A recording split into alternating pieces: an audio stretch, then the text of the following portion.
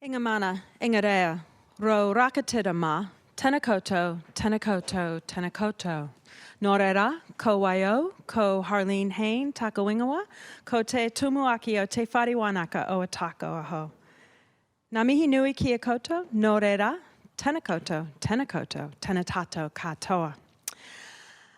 My name is Harleen Hain, and I am the Vice Chancellor here at the University of Otago, and it gives me great pleasure to open this inaugural professorial lecture for Martin Sellbom. On behalf of the university, I would like to extend a particularly warm welcome to members of Martin's whānau who are here to support him this evening. His partner, Vanessa, is here. In addition, Vanessa's dad, Alan, and his wife, Sue, have traveled here from Melbourne. We're so happy to have all of you here with us this evening to help us celebrate Martin's promotion. These IPLs are incredibly important to us as a university community, and the presence of family members makes them all the more special. Now, in addition to these special guests here in the front, as I look out on the audience this evening, I see the typical cast of characters, academic and professional staff from throughout the university and members of the wider Dunedin community. It's fantastic to see so many of you here. Whether you've traveled from across the ditch or across campus, you are all incredibly welcome here. No mai haramai. Now, as all of you are aware, the path to professor here at the University of Otago is not an easy one. It requires excellence in teaching, in research, and in service. And as you will learn later this evening, Professor Sellbom has excelled in all three of these areas. He is a prolific and well-respected and prize-winning researcher. He is a gifted and popular teacher, both at the undergraduate and postgraduate level. And last, but certainly not least, he has provided exemplary service to the department, to the university, and to his discipline more generally. This triple crown of outstanding teaching, research, and service is the true hallmark of a University of Otago professor. So Martin, on behalf of the university, it gives me great pride to congratulate you on your very well-earned promotion. And I will now call on Professor Richard Barker, the Pro-Vice Chancellor of Sciences, to tell us just a little bit more about Martin's academic journey to professor. Norera, tenakoto, tenakoto, tenatato katoa.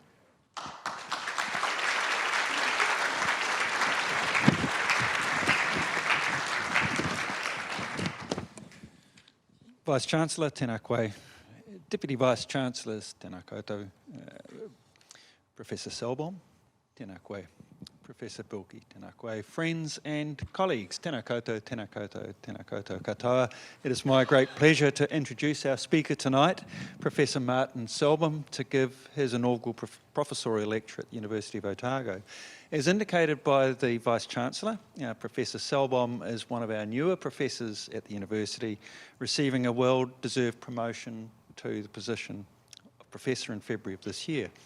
Professor Sellbom was born somewhere in Scandinavia. I will let Martin fill in the details, but let's just say that it is a place renowned for building great cars and great tennis players. After thinking that he would follow in his father's footsteps and working in industry as a blue-collar worker, he then took up somewhat regimental activities at the behest of the government before fleeing to the US in pursuit of more athletic activities, which I think he's going to enlighten us on. While in the US, Professor Sellbom undertook tertiary study, being the first in his family to do so. He noted in the material that he gave me that he thought he was going to be a blue-collar worker, and I'd have to say, based on what we see before us, that is perhaps what eventuated. He received his BA in Psychology and Criminal Justice from Tri-State University at Angola, Indiana in 2000, his MA in Clinical Psychology from Ball State University, Muncie, Indiana, and his PhD in Clinical Psychology in 2007 from Kent State University in Ohio. He started his academic career at the University of Alabama, subsequently moved to the Australian National University prior to his arrival at the University of Otago in 2016. Professor Sellbom's research focuses on psychopathy and other personality disorders, the broader integration of personality and psychopathology and applied personality assessment. Along with his academic career, he finds the time to be a registered clinical psychologist and maintain a small private practice in which he conducts court-ordered forensic evaluations from across New Zealand. Just 12 years post-PhD, his work has already featured in over 200 peer-reviewed publications. He has won several awards, including the American Psychological Association's Theodore Millon Mid-Career Award for Advancing Personality Science, the American Psychology Law Society's Salim Shah Award, and the Society for Personality Assessment's Samuel and Anne Beck Award. The latter two awards were for early career achievement. In addition to his award-winning research, Professor Sellbom takes service to his profession seriously.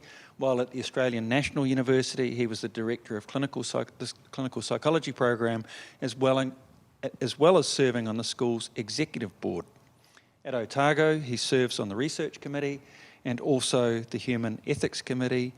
And in amongst this, he finds the time to fulfil the duties of editor-in-chief for Journal of Personality Assessment. And while he's at it, he's an award-winning teacher who we are very lucky to have join our psychology department, a strong department made only stronger in the process. Tonight, Professor Sellbom is going to describe his personal and academic journey that spans 5 countries, the aforementioned Scandinavian country, the USA, Canada, Australia, and lucky for us, New Zealand, and across 3 continents. Please join me in welcoming Professor Martin Sellbom.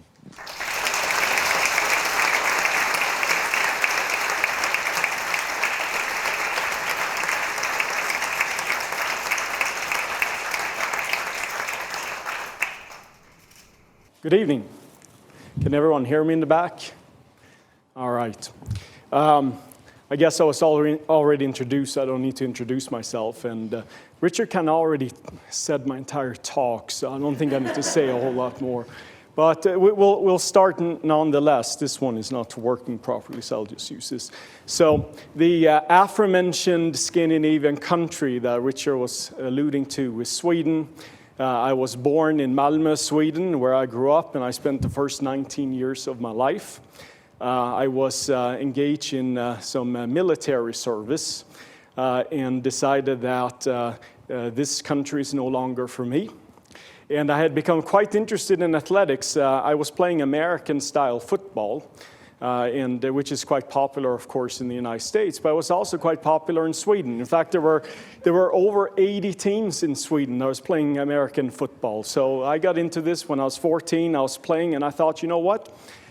If I am going to play football at a high level, I better go to its country of origin. So I thought, you know what? I'm done with Sweden. I'm going to go to the United States.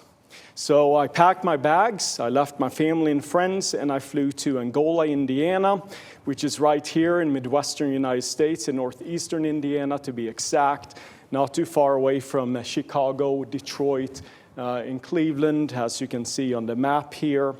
And more specifically, I attended Tri-State University. And Tri-State is a small engineering college in the U.S. I did not go there for engineering, obviously. In fact, I went there only for its football team. I was told that this was a relatively new team, so if I, coming from Sweden, was going to be able to play, it had to be a new team where people weren't very good.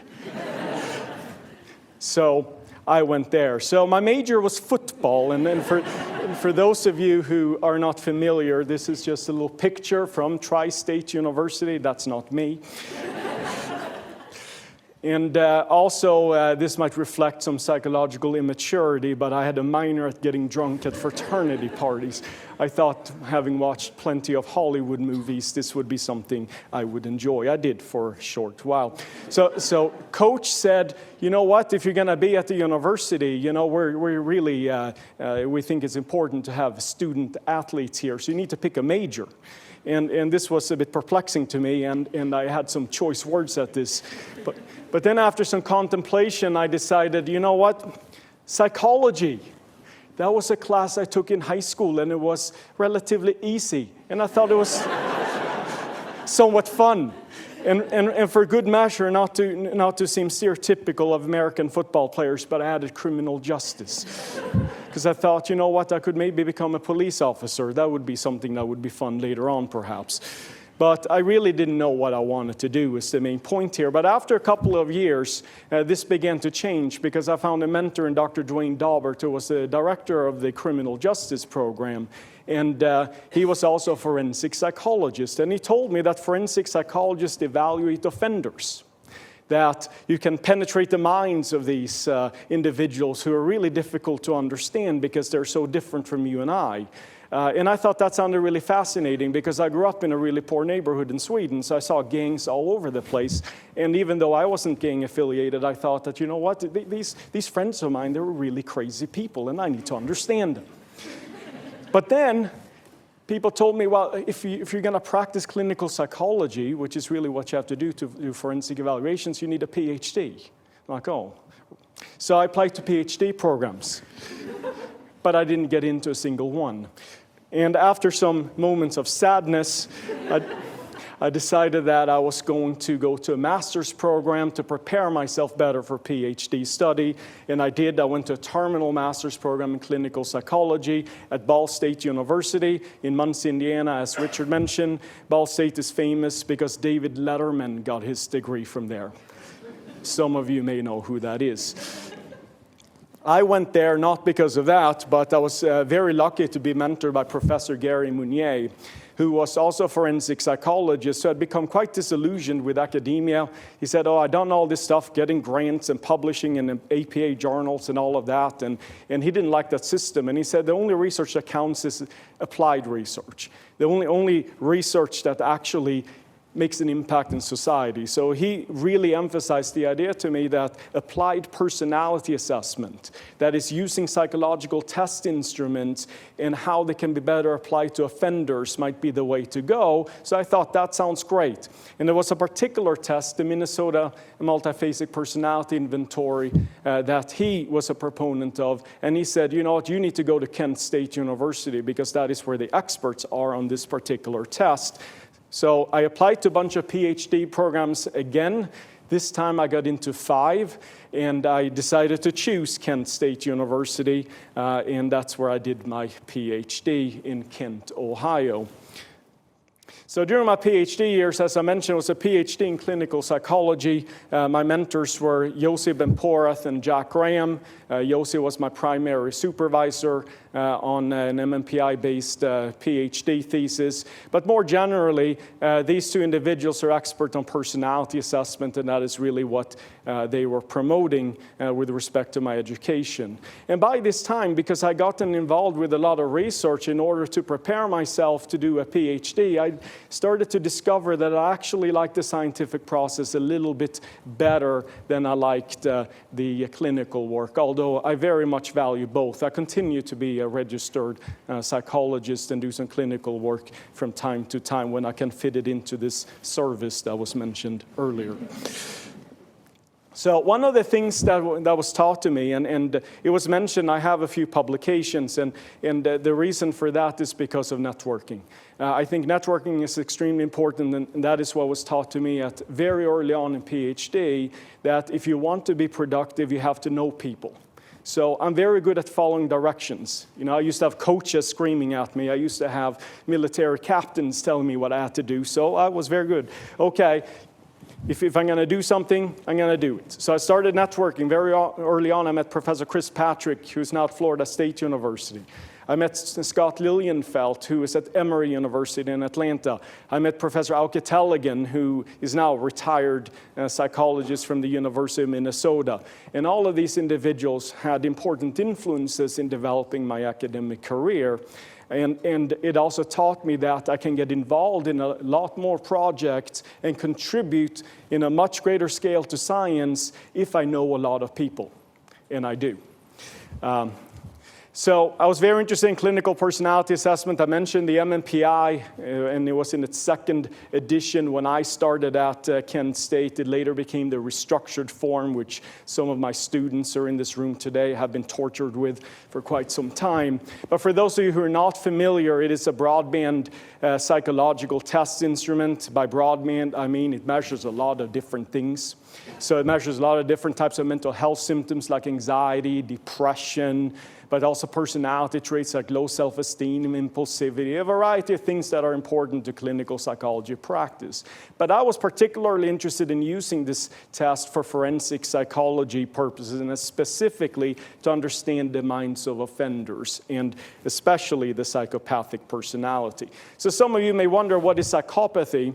Well, psychopathy can be defined not very easily, but I really like this quote by Bob Hare, who is one of the eminent scholars with respect to psychopathy. And he said that psychopaths can be described as intraspecies predators who use charm, manipulation, intimidation, and violence to control others and satisfy their own selfish needs. Lacking in conscience and feelings for others, they cold-bloodedly take what they want and do as they please, violating social norms and expectations without the slightest sense of guilt or regret. I think I've read this quote so many times, I probably didn't need to read from the screen. But that is psychopathy. And this is a picture of my PhD thesis. I'm not quite sure why I felt the need to show that. But it culminated in a research article, well, really a number of research articles, but this was the key one that I published with some of the individuals that I mentioned as well. And the goal here, what we did was to develop specific MMPI-2-based scales to assess psychopathic personality traits. And we used in particular the psychopathic personality inventory, which is a common research measure for this purpose. It has 8 scales that reflect a variety of personality traits. So I was supposed to not use the laser pointer, that's right. But you can read here on the screen. So things like Machiavellian egocentricity, which reflects a narcissistic and ruthless interpersonal style, but also other things like violating social norms and standards, failure to accept responsibility for one's actions, not planning one's behavior very well, dominating and influencing other people, not being particularly fearful in light of potentially dangerous events, being resilient to overwhelming stressors in the environment, and of course being cold-hearted and callous in relation to other people. So that's what this test measures. You can use factor analysis, which seems to be a favorite technique of many psychologists. I was about to say something mean, so I won't. About my view of factor analysis. But anyhow, and you can group these different scales into 2 broad domains of psychopathy: fearless dominance and impulsive antisociality. And I don't really have time to go over exactly what those reflect. And here I'm showing some slides because I always have this compulsive need to prove what I'm saying. But none of you can really read this slide, and you don't really have any idea what these numbers are. So just take my word for it. Here's the evidence. But I calculated a bunch of correlations, which are essentially estimates of relationships between the psychopathy scales for the MMPI-2 that I developed in 3 different samples, both prison inmates as well as university samples, and these scales from the psychopathic personality inventory, and found that the correlations came out exactly as I would have expected, which was good. And I also looked at the associations with the psychopathy checklist, which was developed by Bob Hare and is probably viewed as the gold standard psychopathy assessment. This is a sample of the forensic defendants for whom the PCL was completed. I'm actually going to talk about the PCL a little bit later. But the bottom line there is that the scales are correlated with the psychopathy checklist to a degree we would expect. But why this is important is probably something you would care a little bit more about. And that is because we know in forensic psychological context that psychopathy or psychopathic personality traits are an important risk factor, because people who are high on these traits tend to be at higher risk for reoffending, violence, sexual crimes, and things like that. So being able to assess these types of personality traits in people with using a test like the MMPI-2 that is widely used in clinical and forensic psychological practice seemed like a good idea. Because the best tool to use is the PCLR, but that's a very labor-intensive instrument. So you can kind of look at this as a screening measure, just like we assess for, say, tuberculosis. You know, you don't give everyone chest x-rays because that would be a waste of time and money. You start out with a little skin test, and if there's a reaction, then you send them to a chest x-ray. And it would be similar here because everyone gets the MMPI anyways. But anyhow, after my PhD, or really I should say during my PhD, in order to get a PhD in clinical psychology in the United States, you have to complete a one-year internship. And this internship is a full-time anywhere in North America. So you apply to a bunch of internships, try to persuade these people why you should complete your clinical training there. You go on lots of interviews. And then you rank these internships from first to last in terms of preference. You put them into a computer. And guess what? The internships ranks their applicants and put them into a computer. And then the computer tells you where you're going. I had to go to Canada. The computer decided that he can't stay in the US. Although Canada was my number one choice, so there you go. And I went to the Center for Addiction and Mental Health in Toronto, Ontario.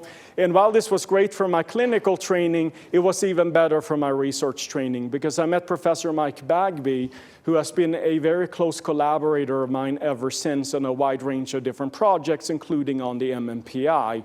So he's probably the person I published with the most since I left there in 2007. So this was a really important connection to make. And he was actually here at Otago last year. He was supposed to present a seminar, and then I had to drive into the emergency room, unfortunately, so he couldn't present. Anyhow, on that sad note, I went back to Kent State for my postdoc because I couldn't get enough of the place, and also because we were finishing up the restructured form for the MMPI-2, which is the most current version of this important psychological test. And I wanted to be a major part of that, so I decided to dedicate a couple of years of my life to that. But also, in the US, in order to practice clinical psychology, you also need to have a certain number of postdoctoral clinical hours. And I therefore spent part-time, about half of my time, in a court clinic in Akron, Ohio, which was about half an hour away, where I did about 100 forensic psychological evaluations. Saw lots of very interesting people. Then it was time for a move. I had to get a job. I couldn't stay at Kent State anymore, so I applied all over the country and to Canada again. Canadians didn't want me this time. But the ones that did was the University of Alabama in Tuscaloosa, Alabama, about 1,200 kilometers from Kent. So I packed my bags, I went down there. And, you know, this is completely coincidental. But I was very happy to go to the University of Alabama, not only because I have a strong psychology department. They also have the best football team in the United States, at least at the university level. In fact, for the 4 years I was there, they won 3 out of 4 national championships, much due to this man, Nick Saban, who I like so much I named a horse after him. Vanessa will tell you that is true and is probably embarrassed right now. And this is Bryant-Denny Stadium, where I spent many Saturdays. 102,000 crazy Alabamians would be there. It's the 6th largest stadium in the world.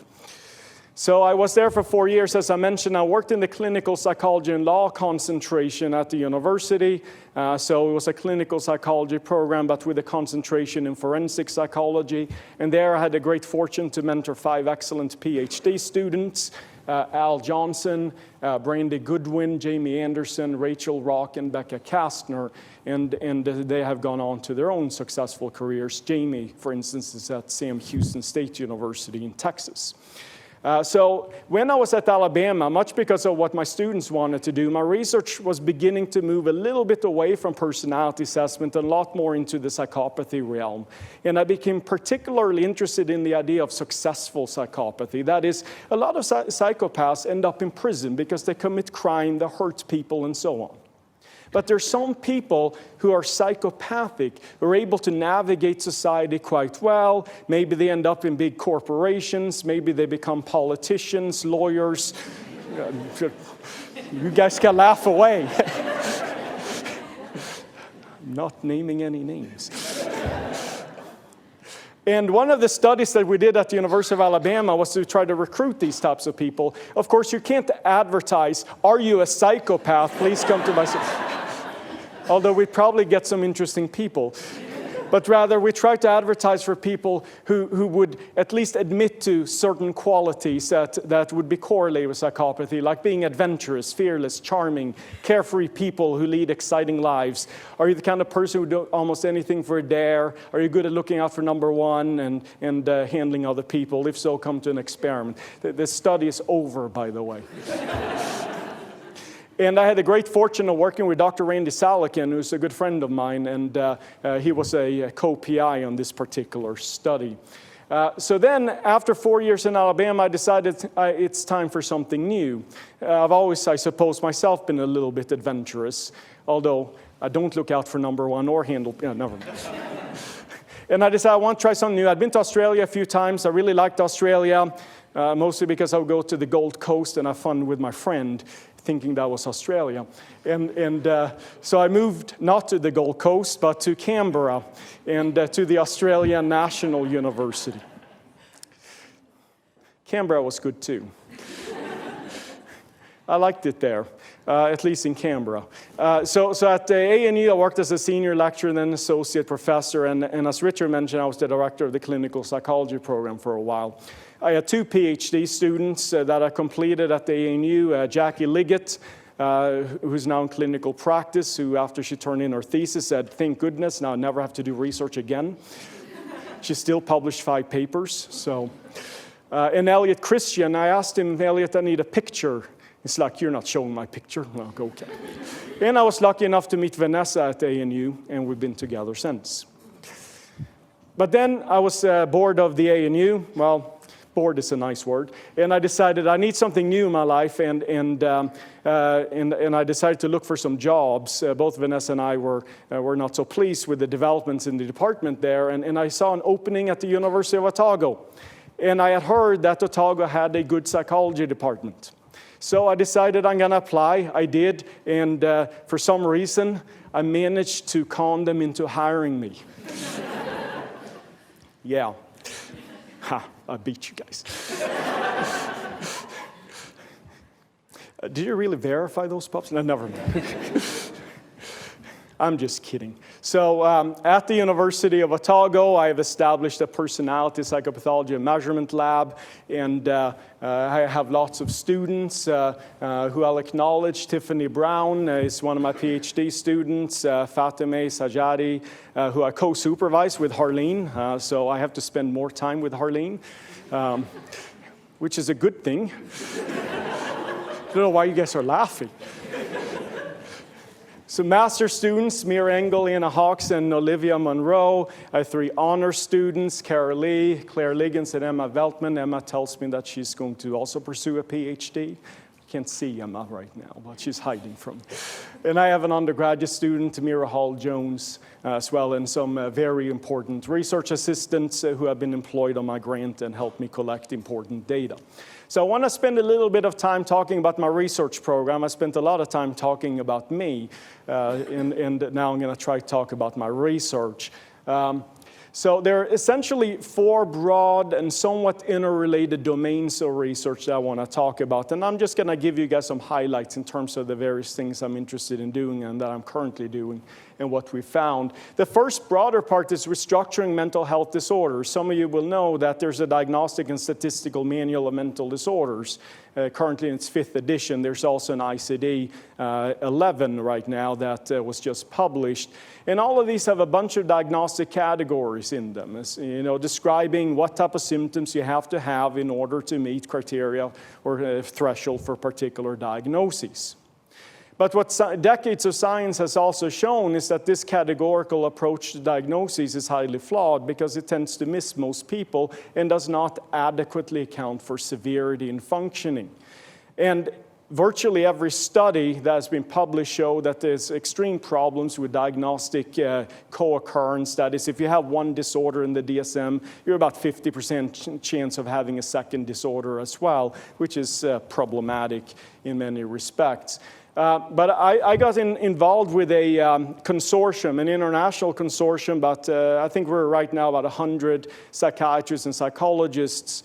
And we're trying to change the field with respect to mental health diagnoses. And we published a theoretical review paper in which we kind of laid out the framework for how we should go about doing this, organize mental disorders with respect to dimensional symptom domains rather than categorical arbitrary diagnoses. And in fact, this caught some wind, so even the ODT decided that it was worth talking about this. I'm not sure the reporter fully understood. That's okay. I got my picture in the newspaper, so. And essentially, what we call this whole new system is the hierarchical taxonomy of psychopathology that we published in the Journal of Abnormal Psychology. And this looks a little bit complex, and I suppose it is, but essentially the key issue here is that we need to look at things from a dimensional perspective, but also a hierarchical perspective, in the sense that sometimes it's useful to look at symptoms that come together in a higher order fashion. For instance, many people have depression symptoms, also have anxiety symptoms. So instead of thinking about things as two different diagnoses, we can think of something as higher order internalizing instead. And the benefits with this type of system, which I don't really have a ton of time to explain, but the benefits of this type of system is simply that we can capture everyone. The DSM cannot capture everyone. In fact, some of the most common diagnoses usually have something like not elsewhere classified or not otherwise specified after them because they can't fit patients neatly into a particular diagnostic category. But the hierarchical dimensional system will capture everyone because essentially it's a spectrum. And you can look at a combination of different dimensions and find someone somewhere. It's kind of like the color spectrum. You have an infinite number of colors, but you really only have 3 dimensions. So you look at all infinite combinations of all of those 3 dimensions, you have your color spectrum. Well, the same thing goes for having multiple dimensions for psychopathology. There's a place for everyone to be characterized. And then it's also important that we think about things in terms of severity. Some people with mental health problems are better functioning than others. Some individuals have to be hospitalized. Some others who have mental health problems can still go to work. They can still maintain friendships, and so on and so forth. So severity needs to be accounted for in a diagnostic manual. So essentially, when we're talking about severity and the symptom dimensions, we're essentially talking about 2 broad domains of severity and style. And they're relatively independent from one another. So we can think about severity as a dimensional thing. Some people might be extremely impaired to the degree that they might be hospitalized. Or some might not be so impaired, but they still have some problems in functioning. It's still a dimensional construct. But the way that this impairment is actually manifesting is going to differ from person to person. So you imagine these houses here. They're all kind of fancy houses. I think many of us would probably like to live in one of these 3 houses. They would be, except for Harleen, who already has a nice house. But I'm just joking. But joking aside, a lot of us might want to live in some of these houses, and because they're fancy, they're expensive, they all have water, and so on. So there would be, so there would be quite. People like these things, right? So they would be all high on the like expense, severity dimension. But if I took a poll in terms of which house you would actually prefer, there would probably be a lot of different results. Some people would like this cozy cabin, some people would like the mansion, and some people would like this really modern-looking house. And that is because of preference. So in this example, style and severity are different. Severity is independent because here we're talking extreme. All of these are extreme, extremely expensive. But the different style. And we can think about mental health disorders the same way. Here's another example along the same way. Here we have some successful musicians. They're all musicians. I try to make sure they had a microphone and instrument in case you didn't recognize them. The 3 of them are Kiwis. Guess who's not? Snoop Dogg.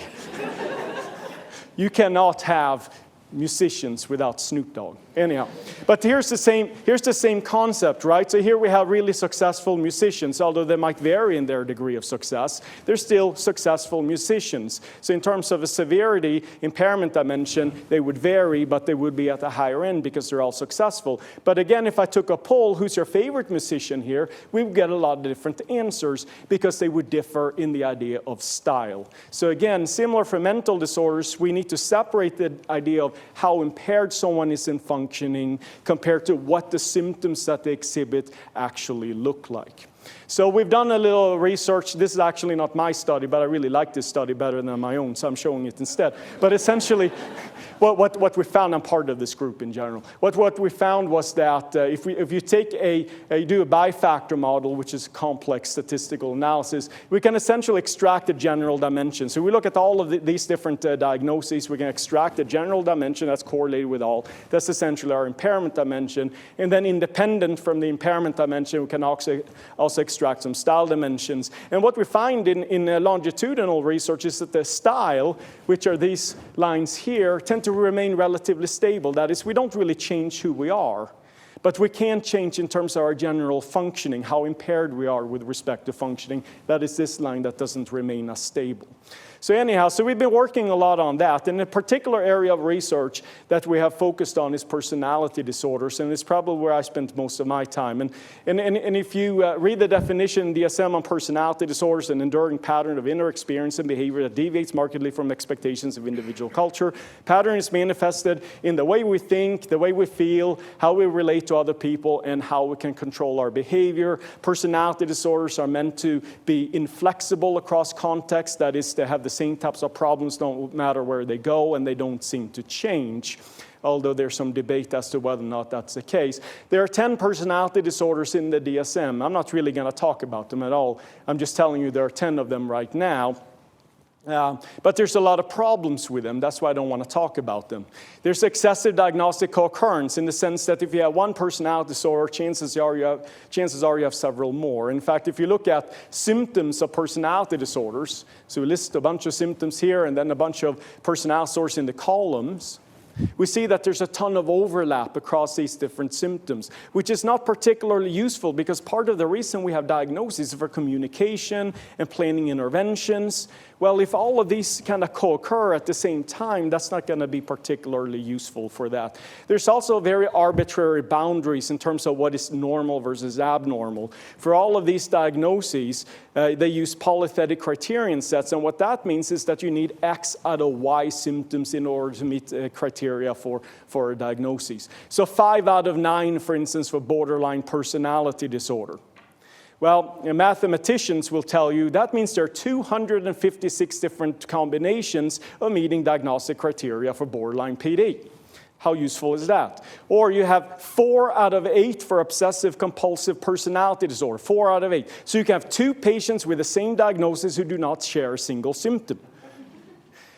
And how did they come to this idea that they should have 4 out of 8 or 5 out of 9? There was some brilliant science, of course, that went into that, right? No. This is true. This is the absolute truth because I know the people on the work groups of personality disorders for the DSM, about half sounds about right. This is science for you. And not only is it intellectually embarrassing, but it's also fiscally irresponsible. I mean, tons of millions of dollars go into epidemiological studies to determine the prevalence rates of what sounds about right. There's also excessive within diagnosis heterogeneity, as I just mentioned, because of polythetic criterion sets. But even so, despite these 10 disorders, most people who have a personality disorder do not map onto any of these 10 disorders. They have personality disorder not otherwise specified. So how useful is it when about 40% of people cannot actually be classified according to any of the categories? And then they're not as stable as they claim to be. And for 7 of these 10 disorders, we don't know a whole lot at all with respect to etiology, which is causation and treatment. So how should we solve this? Well, again, going back to dimensional models of mental health disorders, we all know that everyone has a personality. You might think of some friends, no, that person has no personality. Trust me, they have a personality. They might just express it a little bit differently. And we all have a standing on a personality trait dimension. Most of us are in the middle. But some people are in the extremes, extremely high on, say, neuroticism, or extremely low on, say, agreeableness. These are standard personality trait domains identified in science. These people might have problems, right? And that is really where we're going with all of this, is that personality disorders can be defined in terms of people who are the extremes of our personality traits. And we actually already have a diagnosis in the DSM that's like this. It's called intellectual disability. Here we have a individual differences dimension. Everyone has intelligence, right? Everyone has intelligence. It's a normally distributed dimension. But we've decided, I suppose, as a society, that individuals who are extremely low in the second percentile on our intelligence measures or lower are individuals who might have problems. They are not sufficiently intelligent to take care of themselves. So if they're that low and they actually do have problems in functioning, that is impairment, which is scored on a severity dimension, even for this disorder, then they have an intellectual disability. So it's not just that they're extremely low on intelligence, that also have to result in some form of impairment. Again, style and severity are independent from one another in that regard. So we published some papers. One of the things that if you're going to throw out a proposal like this, that we should essentially change the whole system of how we think about personality disorders and psychopathology in general, for that matter, you have to show some evidence that there's still some overlap, that you're not missing something important by moving to this dimensional perspective. So here's a meta-analysis, which is essentially a quantitative summary. We essentially just look at all of the studies that have been published in the area, then we average the results. So we look at a bunch of personality trait dimensions that have been proposed to measure personality disorders. Doesn't matter if you don't understand what they are.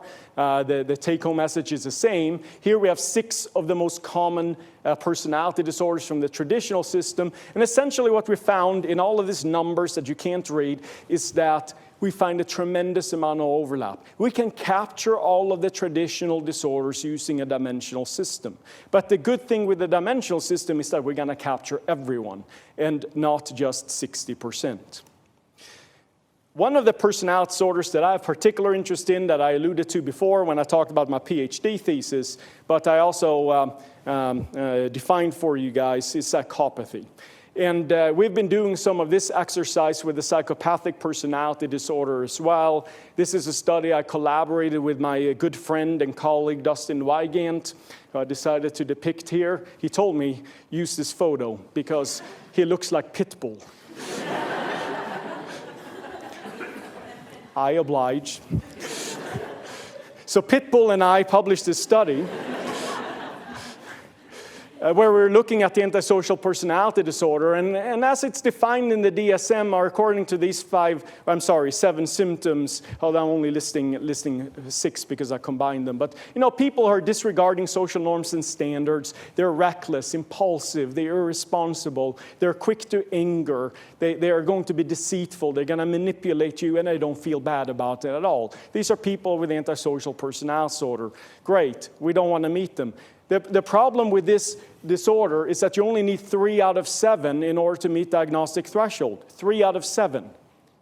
That means that most people who are in prison will meet diagnostic criteria because they break the law, they're impulsive and irresponsible, and they often have hot tempers. So that is not very useful. So people talk about psychopathy as a more specific diagnostic construct that includes more personality features like callousness, lacking in empathy and remorse, not feeling much for other people, including not having much fear or anxiety. So they're going to engage in all these dangerous activities because they don't fear the consequences. They don't form deep relationships with others. Most of their relationships are sexual nature. Interpersonally, they can be charming, but they're also grandiose in terms of their interactions with others. They feel superior to others, and they dominate and manipulate. And the person who's probably done the most work on this is Dr. Bob Hare, who developed the psychopathy checklist, which is an interview-based measure. You essentially sit down with someone for 2 hours, interview them, and then you also collect a bunch of institutional records, and then you rate them on a series of 20 traits. They're pretty much a list of everything that I just talked about in terms of the antisocial personality symptoms and the extra psychopathy symptoms. And they say that if there's a score of 30 out of 40, which is the max, you're a psychopath. There's absolutely no evidence for that, actually. We don't think about psychopathy as a, categorical phenomenon because there's no evidence for it. Just because Bob Hare, an experimental psychologist who needed to classify people because of his experimental studies, he needed groups, said 30, all the clinicians decided to run with this and say, aha, anyone who scores 30 is a psychopath. What magic happens when you move from 29 to 30 on a dimensional score? I can tell you, nothing. But the state of Texas uses this for sexual violent predator evaluations, and everyone that's a 30 on this test is a psychopath and is therefore at very high risk for sexual violence and could be confined for the rest of their lives. I'm not going to go into this anymore. But anyhow, Dustin and I collected a bunch of data. I was heavily involved in this project. I was still at Alabama when we started it. And we interviewed a bunch of offenders. And I decided to show you just very quick videos of what psychopathy looks like. So all of these individuals scored over 35 on Hare's scale, so they're very high on psychopathy traits, but they look quite different nevertheless. And all of these individuals have given their consent to be shown for educational purposes, and trust me, they loved the idea that they were going to be shown for educational purposes. Although they probably don't know that they're being shown in New Zealand right now. So what I'm going to do is I'm going to play this video. Excuse me. This person, just to give you some context, murdered 2 individuals execution style in their trailer because he thought they were sex offenders and he did not believe such individuals should exist. So he was asked, how do you feel about your crimes? And here's his answer. I hate to sound like a sociopath, but it's really no different from taking out the trash. I felt nothing. I didn't, and I want you to, maybe it's important, I wasn't angry when I went there. I didn't have any kind of desire to torture or to make them suffer. I just simply thought there is no way that you can exist. Real person. And individuals who are psychopathic tend to be quite selfish and not care about other people, and this gentleman is going to talk about that aspect. If I didn't know you, who are you? If you ain't making no type of reference to me trying to get some money or, better myself, and who are you? You ain't, I look at you, we can speak, okay, cool, and I've gone back my way and wouldn't think twice about you. Also a nice gentleman. He just robbed someone.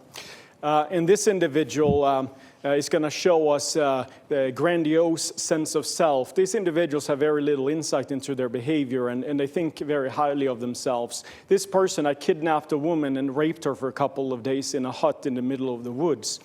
But he doesn't seem to be too bothered by that. He's not going to talk about that in this clip, but rather he was asked, on a scale of 0 to 10, how do you feel about yourself? And here's his answer. 12.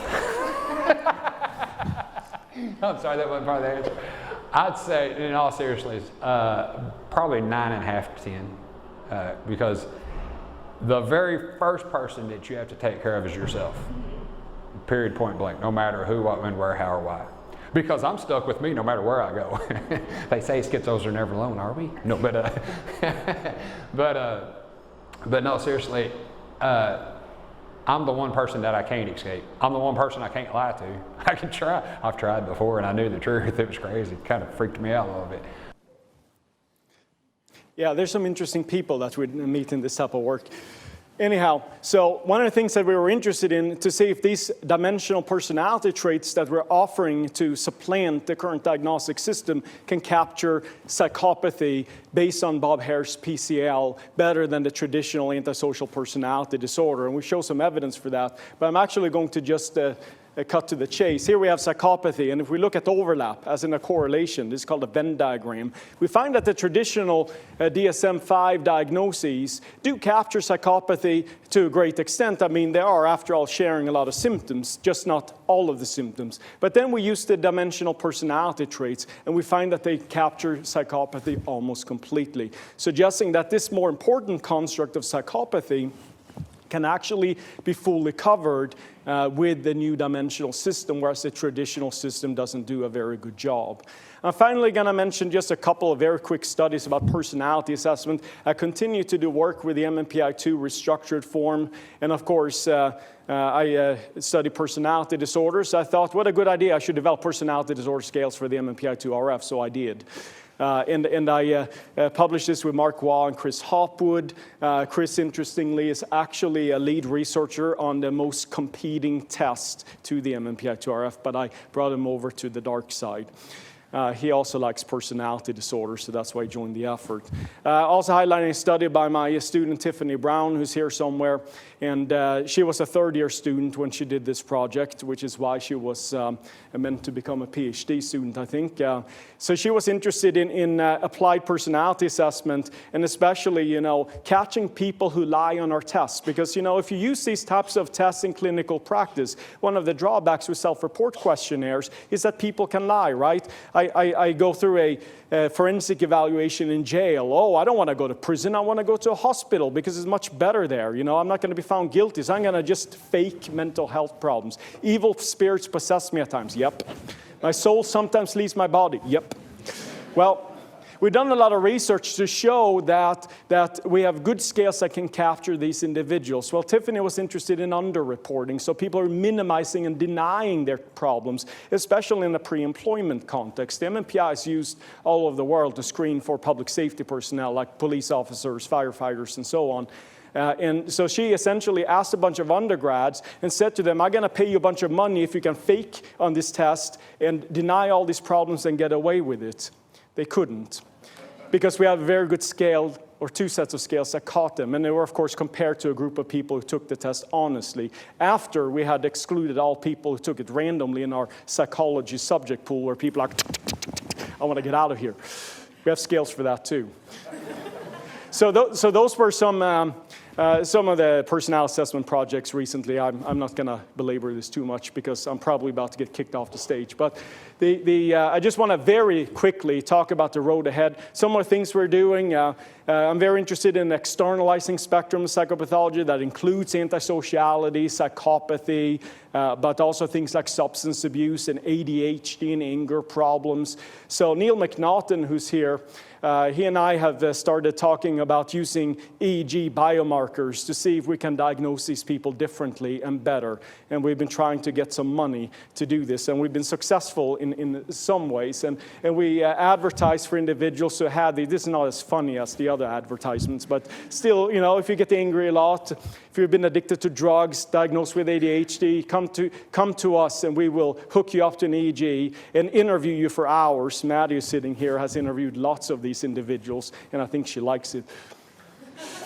I'm just kidding. Maddie can speak for herself. Another thing that we're doing is continuing this theme of assessing dimensional personality disorders. The ICD-11 was just recently published, and for the first time in the history of diagnostic manuals, they proposed a dimensional system of personality disorders. This is great, because now someone has finally dared to take that step, and we're going to do a study on that if we get money. I'm hoping we get money. and Tiffany's going to do part of her PhD on that. Also interested in successful psychopathy, as I mentioned before, lots of collaborations going on. I recently connected with Richie Poulton. We're going to do a project with the Dunedin study, and Emma Veltman, my current honor student and PhD to be, is going to be heavily involved in that as well. And I work with David Cook in Scotland. We developed a new psychopathy measure that also is very much based in personality trait theory rather than in a bunch of arbitrary symptoms. So I developed a test. It's been translated into a few languages. Interestingly, the languages are Persian, Lithuanian, Chinese, very interesting, eclectic set of languages. Norwegian, but not Swedish. My Swedish vocabulary is so bad that that's not going to happen.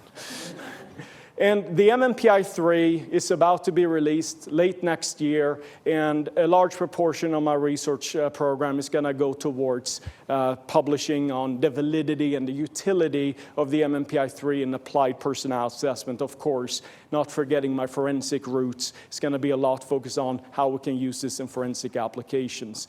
So in closing, it's a great university. I'm very happy to be here. I have great colleagues. I know you know that yourselves.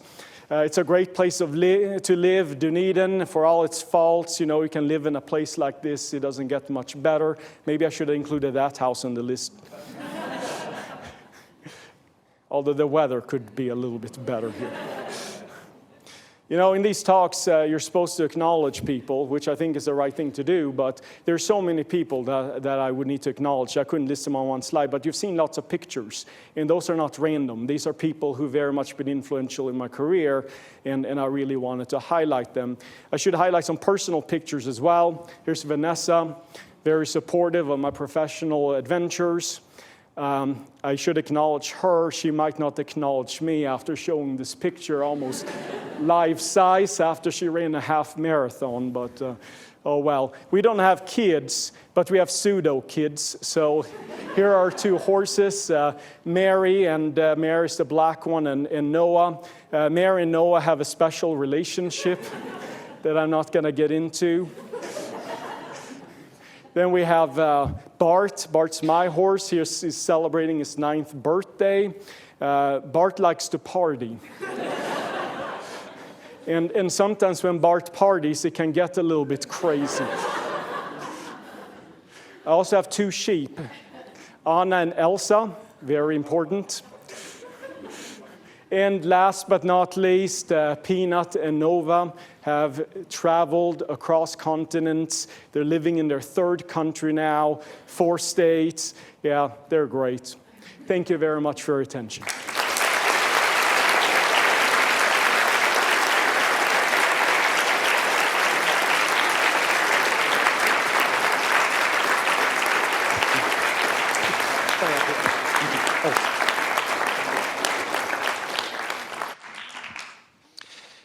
Kia ora koutou. My name is David Bilkey. I'm acting HOD of the Department of Psychology. Unfortunately, Mike Colombo, who is the head of department, is away overseas and couldn't make it, but I know he really wishes he was here. Wow, what a great talk. Fantastic, Martin, and for me, there were perhaps 2 things that I took away from it. One was just a lovely example of how you could take theoretical research, you could look at structures that had been around for a long time, start pulling them apart, and then developing ideas from that, which would then feed out into the community, in this case, in clinical practice. The second aspect of the talk that I thought was wonderful too was your mentioning of mentors and how important mentors were for you, and it's clear that in your trajectory that there have been particular people that have been very important in bringing you to where you are now. And I think for those of us who work with students, I think that's really important, a really important message to take away as well. So I've really been looking forward to this talk, and part of the anticipation has been built up by the number of posters that have appeared around the department. It's quite remarkable. I was, in the staff room this morning, and there were about 300 posters of Martin across the wall. And they're everywhere, even in the lifts. Actually, the ones in the lifts are really interesting because it's quite clear that once people get into the lift, they might be there on their own and they've got a bit of time on their hands, and some people obviously have some sort of artistic bent. And so it's been interesting to watch those posters on the lift and how they've changed over the last week. For example, on one day, Martin developed glasses. On another day, his moustache grew enormously and had lovely tweaks on it.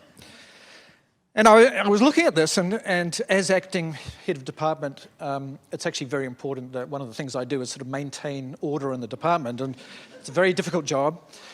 But I thought, we have to get to the bottom of this, who's making these changes to the posters. And I was thinking, well, it's clearly not people who work on the second floor because they're only in the lift for a short period of time. And then the same with the third floor. You've only got a few seconds really to do anything. So who are the people that stay in the lift for the longest? Well, it's clearly the people up on the 5th floor where our clinical program is run. So I think, Martin, you need to talk to your clinical students about this. Yeah. But there was one addition to these photos that I thought was quite lovely, really, and that was one day Martin developed a wizard's hat, and it was a beautiful hat, nice tall peaked hat with stars on it. And I was thinking about that, and I thought actually that's very appropriate, and what we've seen tonight is actually magic, as I say, the way that you've been able to take this data and pull it apart and produce something that's incredibly meaningful. So I want to thank you for that, and I'd like to give you just a small gift and appreciation of that. Thank you. You don't need to open it now. But